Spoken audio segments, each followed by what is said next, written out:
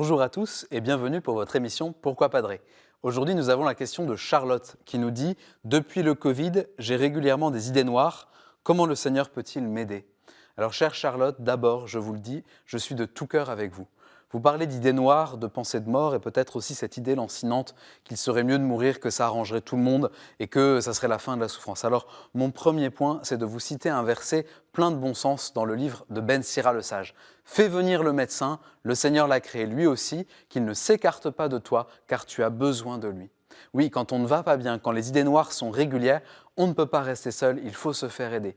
Il y a des psychologues, des psychiatres, alors je vous conseille de vous mettre en contact avec le spécialiste de votre choix qui saura vous conseiller, vous accompagner. Cela étant dit, comment le Seigneur peut-il vous aider dans cette situation ? La chose essentielle, c'est de répéter que Jésus est toujours du côté du plus fragile, du plus faible, du plus petit.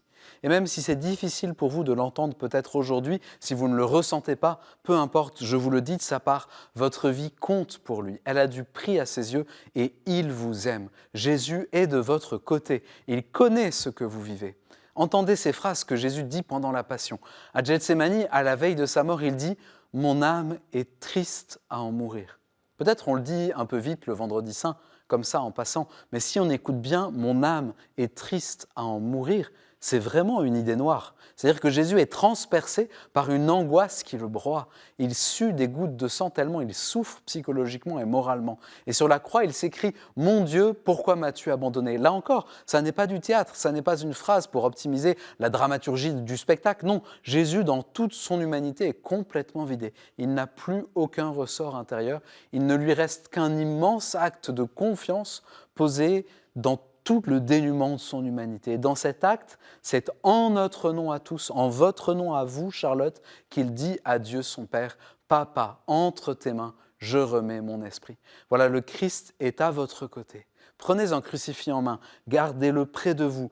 Sachez que cette image correspond à la réalité. Telle que vous êtes maintenant, vous n'êtes pas seul. Jésus vous a rejoint, Jésus vous comprend, Jésus est là pour vous. Et à votre tour, même si tout en vous fait défaut, parlez-lui. Dites-lui ce que vous vivez, comme dans les psaumes. Psaume 87 par exemple, un psaume complètement désespéré, dans lequel rien ne tient debout, mais ce chaos, le psalmiste le dit à Dieu, il le lui adresse. Alors vous aussi, dites-lui ce que vous vivez. Et nous tous qui regardons cette émission, prions pour Charlotte et pour tous ceux qui ne vont pas bien. Seigneur, viens les bénir. Seigneur, viens les soutenir maintenant par notre prière. Amen. Merci Charlotte d'avoir osé cette question.